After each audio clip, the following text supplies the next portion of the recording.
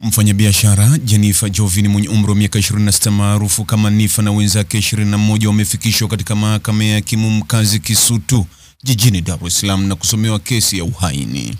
Nifa na wenzake hao wamefikishwa mahakamani hapo mchana Ijumaa Novemba 7 mwaka 2025 na kusomewa mashtaka matatu ambayo ni kula njama ya kutenda kosa la kuharibu miundombinu na mawili ni ya uhaini. Washtakiwa hao wamesomewa mashtaka yao na wakili wa serikali mwandamizi Clemence Kato mbele ya hakimu mkazi mkuu Aaron Liamuya. Kwa sasa upande wa mashtaka wanaendelea kuwasomea mashtaka hayo. Mtazamaji, ni yapi maoni yako kuhusiana na taarifa hii? Andika maoni yako katika sehemu ya ujumbe hapo chini. Like na subscribe pia ili uwe wa kwanza kupata habari wa chungu tele. Hii ni Focus News. Jina langu ni Deo Kaji Makomba.